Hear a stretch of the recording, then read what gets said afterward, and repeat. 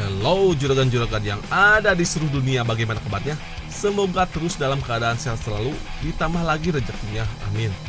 Kembali lagi bersama saya, Asep Betot.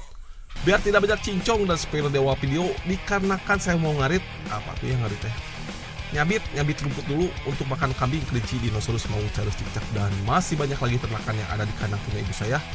Dan inilah kisah diawali dengan memperlihatkan pasukan khusus swasta asal Tiongkok yang mendapatkan misi penting untuk melakukan evakuasi warga di kilang minyak milik perusahaan Yotim Oil yang terletak di Baghdad, Irak. Karena sebelumnya kilang tersebut mendapatkan serangan mendadak dari tentara bayaran yang masih belum diketahui alasan mereka melakukan serangan tersebut. Copy, Captain. Sesampainya di kilang, pemimpin pasukan bernama Lu Feng, lebih tepatnya beliau itu kakak saya, ini parasnya, disambut oleh kepala Yotim Oil bernama Profesor Cheng yang akan menuntun Lu ke para warga yang akan mereka evakuasi. Sementara itu, di sebuah desa yang tak jauh dari lokasi kilang minyak, kita diperlihatkan seorang tentara bayaran yang bernama Jack. Beliau adalah mantan preman, beliau juga jualan lobak dan cabai ino di Pasar Caringin, Bandung. Maaf, salah baca skrip. Ojing, kasar. Beliau bernama Jack, ini parasnya. Dia dihampiri oleh adiknya bernama Henry yang juga merupakan tentara bayaran. You gonna count it? Oh yeah, I'm gonna count it. Henry memberikan cek uang hasil kerjasama mereka setelah menjual senjata kepada tentara Irak. Henry kemudian meminta Jack untuk ikut dalam sebuah misi di mana Henry dan anak buahnya mendapatkan sebuah tugas untuk menculik beberapa orang yang telah menjual senjata ilegal. Namun Jack menolak karena ia ingin merawat anak-anak yatim piatu di desa ini. Meskipun begitu, Henry tetap mengingatkan bahwa hadiah misi kali ini sangatlah besar, sehingga Jack bisa menggunakan hadiah tersebut untuk membantu para warga di desa ini. Tidak cuma itu, Henry juga mengungkapkan bahwa Jack sudah berubah dan mulai menjauhi pekerjaan ini setelah kematian ayah mereka 2 tahun yang lalu. Highway death. Most dangerous road in the country. Setelah Henry dan pasukannya pergi, Jack didatangi temannya yang bernama Owen. Kedatangan Owen ke sini untuk memperbaiki pompa sumur yang menjadi satu-satunya sumber mata air di desa ini. Namun sayangnya, saat memperbaiki pompa sumur tersebut, Owen menjelaskan kalau pompanya sudah rusak, sehingga Jack harus membeli beberapa peralatan yang harganya sangat mahal, yaitu $100,000. If you want, I can go talk to Unicop headquarters, but you know. Singkat cerita, malam pun gelap. Jack dihampiri oleh amak-amak alias ibu-ibu bernama Soraya, yang juga kebingungan untuk mendapatkan uang sebanyak itu. Melihat Soraya dan warga sekitar terancam kehilangan sumber air, Jack pun berencana menerima tawaran misi dari Henry. Keesokan harinya, di kilang minyak, Lu dan pasukannya mulai mengangkut para warga dengan menggunakan 11 bis. Dalam evakuasi tersebut, Lu bertemu dengan putrinya bernama Mai, yang ternyata bekerja di kilang sebagai peneliti. Di dalam perjalanan, Mai mengungkapkan kekecewanya terhadap Lu yang lebih mementingkan pekerjaannya daripada dirinya dan istri alias ibunya Mai. Namun meskipun begitu, Lu sebenarnya sangat menyayangi Mai, tapi karena tugas negara, jadi ia harus profesional menjalankan pekerjaannya.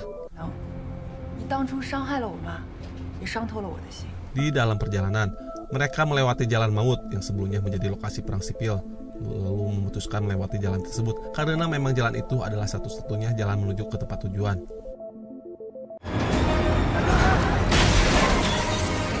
Singkat cerita, setelah melewati jalan maut, mereka dikejutkan dengan kemunculan badai pasir. Padahal BMKG menginformasikan kalau hari ini tidak akan terjadi badai pasir. Saat melewati badai pasir itu, tiba-tiba radio komunikasi hilang sinyal dan disusul dengan kemunculan beberapa mobil off-road. Ternyata mereka adalah Jack, Henry, dan para tentara bayaran yang akan menculik beberapa orang dari bis. Jack dan para tentara lalu menyabotase bis nomor 11 dan 8.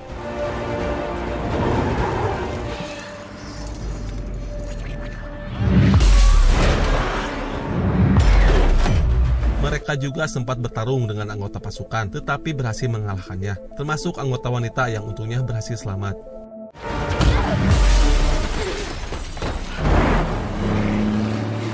Jack dan pasukannya lalu membawa pergi 2 bis tersebut, sedangkan Lu dan anggota lainnya masih belum mengetahui kalau 2 bisnya telah dibajak.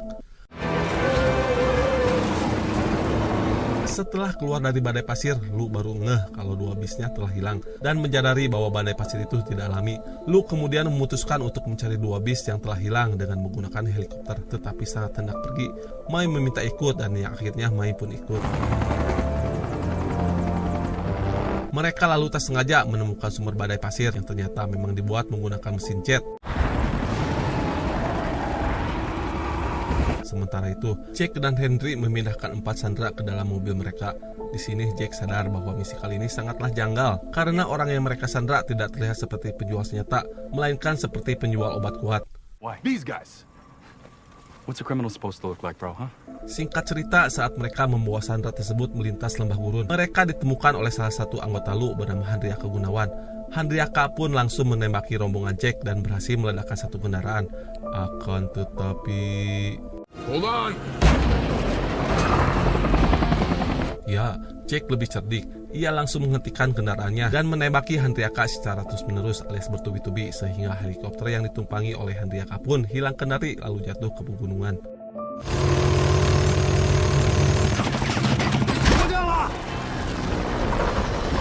Sementara itu, Lu dan Mei tak sengaja menemukan sebuah bis nomor 11 yang ditinggalkan. Di dalam bis tersebut, Lu menemukan beberapa penumpang, tetapi 4 diantaranya telah hilang diculik. Mengetahui hal itu, Lu pun langsung melakukan pencarian ke arah pegunungan.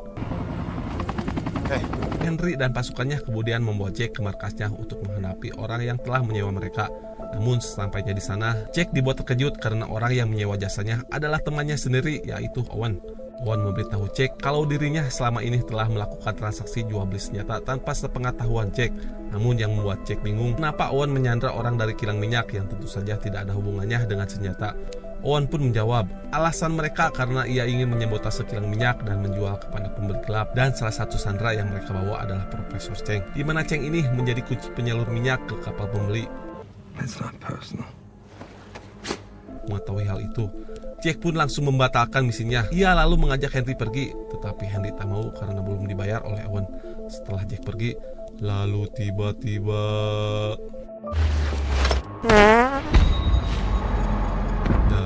Ya, Owen menembak mati Henry dan beberapa anak buahnya. Sedangkan 2 anak buah Henry, yaitu Knock dan Morgan, langsung berpihak kepada Owen karena ternyata mereka adalah anak buah Owen sejak awal. Saat Jack sedang melakukan perjalanan kembali ke desa, ia ditemukan oleh Lu yang curiga dengan Jack. Ia pun memutuskan untuk mengikutinya ke desa. Sampainya di desa, Lu menemui Jack dan memberitahu kalau orang-orangnya telah hilang di gurun. Namun Jack tidak mau menjawab dan malah pergi ke markas rahasianya untuk mengambil uang. Lu pun mengikutinya. Sampainya di sana, Jack dibuat terkejut ketika melihat jasad adiknya alias Sandy terkapar di dalam markasnya. Di saat itu juga, Lu datang. Lalu tiba-tiba... Jack yang memiliki tubuh besar seperti atlet gulat pun dengan mudah melempar Lu. Tetapi meskipun begitu, Lu yang mirip dengan artis Jackie Chan pun memiliki kelincahan yang membuat pergulatan mereka terlihat imbang. Jack lalu menuduh Lu sebagai pelaku yang telah membunuh adiknya, tetapi Lu mengatakan kalau dia tidak membunuh siapapun. Pertarungan keduanya kemudian dihentikan oleh kedatangan militer sipil yang mau menanyai senjata kepada Henry. Namun mereka langsung pergi saat Jack dan Lu tak sengaja melepaskan pemicu granat. Para militer itu lalu menembaki markas Jack yang membuat Jack serta Lu terpaksa harus bekerja sama untuk melawan mereka. Setelah para militer itu pergi, Jack dan Lu membuat kesepakatan, yaitu mereka bersepakat untuk menemukan orang yang telah membunuh Henry dan menculik orang-orang Lu. Lanjut, scene beralih ke Owen dan pasukannya. Mereka membawa Profesor Cheng ke kilang minyak. Di sana Owen meminta Cheng untuk memberikan kode akses agar Owen bisa menyalurkan minyaknya ke dermaga. Owen memaksa Cheng dengan membunuh sandera lain satu persatu.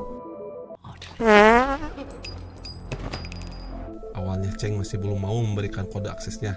Namun saat Owen hendak membunuh sandera terakhir, ternyata dia merupakan anaknya Cheng yang bernama Putra. Cheng pun langsung setuju untuk memberikan kode aksesnya. Namun sayangnya kode itu berada di dalam tas yang kini dibawa oleh Mai. Putra pun kemudian menyarankan Owen untuk melacak nomor telepon Mai, sehingga Owen bisa mengirimkan anak buahnya untuk mengambil tas tersebut. Harfal, is her bag? Sementara itu, Jack membawa Mai dan Luke ke desanya, di mana di sana Jack menunjukkan bagaimana dirinya menghibur para anak yatim agar mereka bahagia. Setelah menghibur anak-anak, Luke dan Jack duduk di luar. Di sana Jack memberitahu Luke kalau Mai adalah wanita termantap, terbening, dan tersedap yang pernah dia lihat. Namun Jack langsung terdiam setelah mengetahui kalau Mai adalah putri Luke. Ingin aku teriak. Di saat itu juga mereka mendengar suara anjing menggonggong yang menandakan kalau di desa mereka sedang ada penyusup. Dan benar saja, saat Luke dan Jack mengeceknya, mereka menemukan sekelompok anak buah Owen yang sedang mengendap-endap. Luke dan Jack pun mulai melumpuhkan anak buah Owen satu persatu.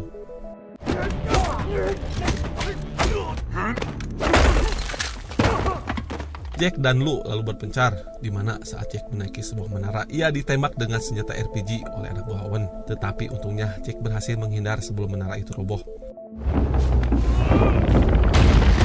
Keduanya kemudian dikepung oleh Knock dan pasukannya. Namun di saat itu juga para warga desa mulai berdatangan untuk membantu Jack. Meskipun begitu, Knock tetap kekeh dan tidak mau menyerah dan malah menantang mereka untuk berperang.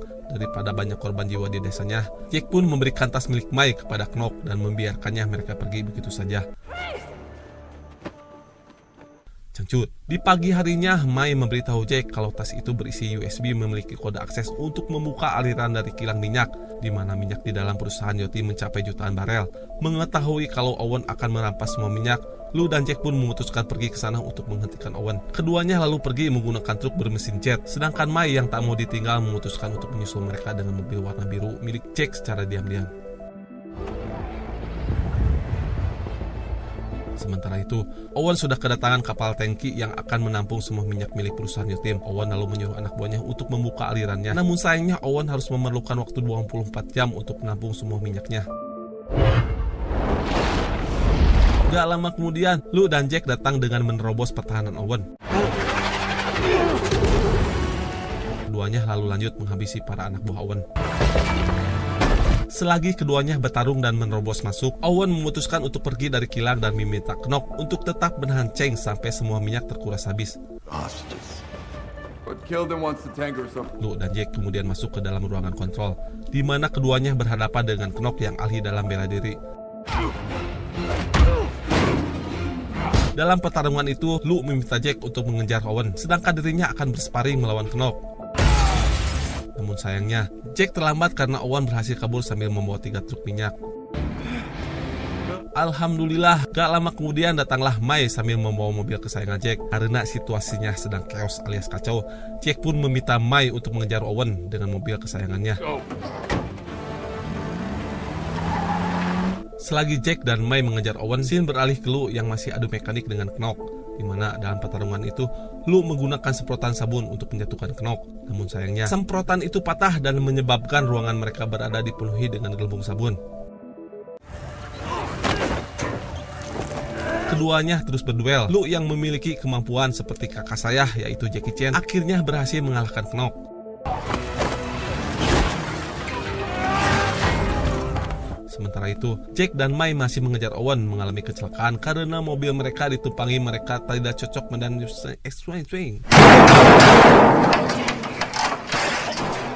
Sementara itu, Jack dan Mai yang masih mengejar Owen mengalami kecelakaan karena mobil yang ditumpangi mereka tidak cocok di medan yang ekstrim ini.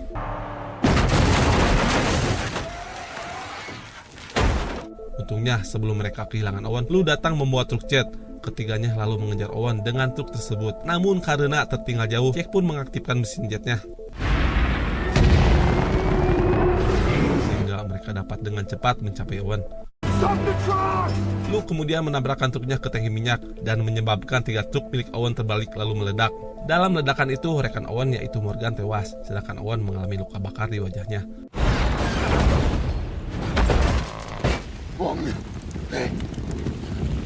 Owen lalu pergi melarikan diri dengan mobilnya. Hal itu pun memaksa Luke, Jack, dan Mai untuk mengaktifkan kembali mesin jetnya.